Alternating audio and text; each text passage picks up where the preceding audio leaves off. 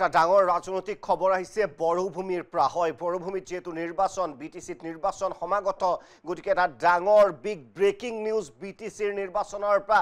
নিৰ্বাচন কেন্দ্ৰিক এই খবৰ আহিছে, একত্ৰিত নহয় BPF আৰু UPPL। হয়, একত্ৰিত নহয় BPF আৰু UPPL। আজি অন্ত পৰিল বড়োভূমিৰ দুই ৰাজনৈতিক দলৰ একত্ৰীকৰণৰ প্ৰচেষ্টা। দুই আঞ্চলিক দলক একত্ৰিত কৰিবৰ বাবে 16টাকৈ বড়ো আঞ্চলিক দলৰ বৈঠক। এফচুৰ নেতৃত্বত চলিছিল একত্ৰীকৰণৰ প্ৰক্ৰিয়া। BPFে একত্ৰীকৰণৰ প্ৰচেষ্টাত সঁহাৰি নিদিয়াৰ বাবে সাময়িকভাৱে স্থগিত। আজি বড়োলেণ্ড গেষ্ট হাউচত এই সন্দৰ্ভত অনুষ্ঠিত হৈছিল বৈঠক। UPPLৰ প্ৰমোদ বড়ো আগবাঢ়ি আহিছিল যদিও হাগ্ৰামা মহিলাৰী আগবাঢ়ি নাহিল। সাময়িকভাৱে স্থগিত ৰখা বুলি মন্তব্য এফচুৰ সভাপতি দীপেন বড়োৰ। দল সংগঠন তথা বড়োলেণ্ডৰ ৰাইজে বিচাৰিছিল দুই আঞ্চলিক দল একেলগে হোৱা।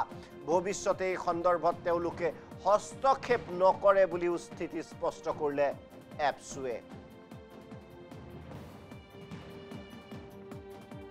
যে বড়ো জাতীয় দল সংগঠন যিখিনি 16টাকৈ সংগঠন, এই গোটেই পৰিৱেশ পৰিস্থিতিটো চাই পেলাই আৰু এই সময়ছোৱাত বিভিন্নজনে বা বিভিন্ন ৰাজনৈতিক দলৰ তৰফৰ পৰা আমাৰ এই যি ঐক্যতা আৰু যি বুজাবুজিৰ যি এলায়েন্সৰ যি প্ৰক্ৰিয়াক তেওঁলোকে কিছুমানে ঠাট্টা কৰিছে, কিছুমানে বিভিন্ন প্ৰকাৰে আমাক বিভিন্ন কুৱেশ্যন কৰিছে আৰু বিভিন্ন লাইনত তেওঁলোকে জড়িত কৰিব বিচাৰিছে। কাৰণ আমি পবিত্ৰ এটা সততা, এটা নিষ্ঠা মন লৈ পেলাই জাতিৰ একত্ৰিত ভৱিষ্যত আৰু ৰাজনীতিক আঞ্চলিক শক্তি বুজাবুজিৰ কাৰণেহে আমি আগবাঢ়িছিলোঁ।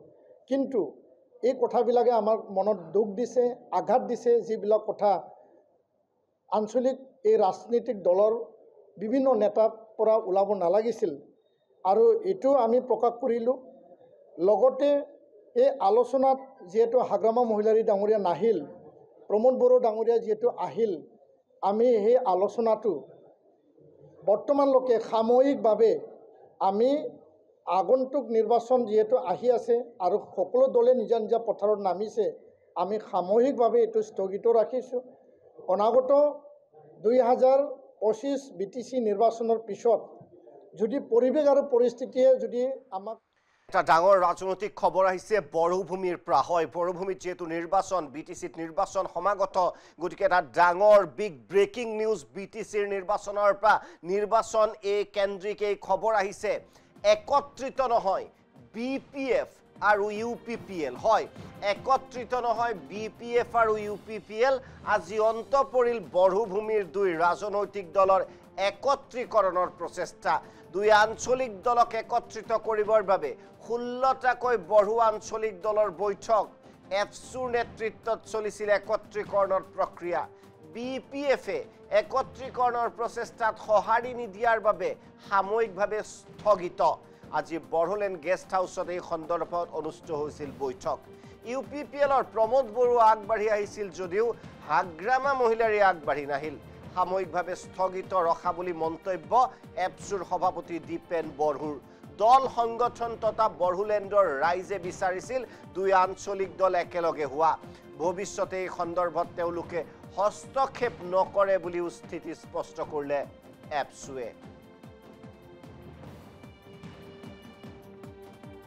যে বড়ো জাতীয় দল সংগঠন যিখিনি 16টাকৈ সংগঠন, এই গোটেই পৰিৱেশ পৰিস্থিতিটো চাই পেলাই আৰু এই সময়ছোৱাত বিভিন্নজনে বা বিভিন্ন ৰাজনৈতিক দলৰ তৰফৰ পৰা আমাৰ এই যি ঐক্যতা আৰু যি বুজাবুজিৰ যি এলায়েন্সৰ যি প্ৰক্ৰিয়াক তেওঁলোকে কিছুমানে ঠাট্টা কৰিছে, কিছুমানে বিভিন্ন প্ৰকাৰে আমাক বিভিন্ন কুৱেশ্যন কৰিছে আৰু বিভিন্ন লাইনত তেওঁলোকে জড়িত কৰিব বিচাৰিছে। কাৰণ আমি পবিত্ৰ এটা সততা, এটা নিষ্ঠা মন লৈ পেলাই জাতিৰ একত্ৰিত ভৱিষ্যত আৰু ৰাজনীতিক আঞ্চলিক শক্তি বুজাবুজিৰ কাৰণেহে আমি আগবাঢ়িছিলোঁ।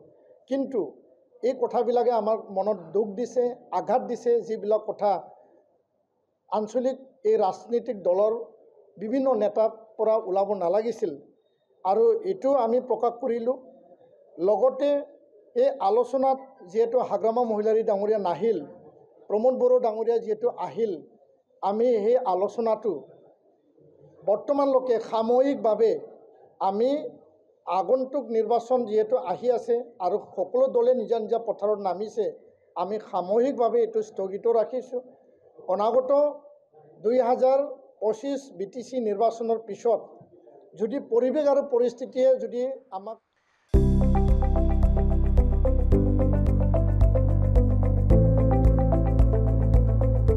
NB নিউজ, সহজ সৰল ভাষাত নৱভাৰতৰ কথা।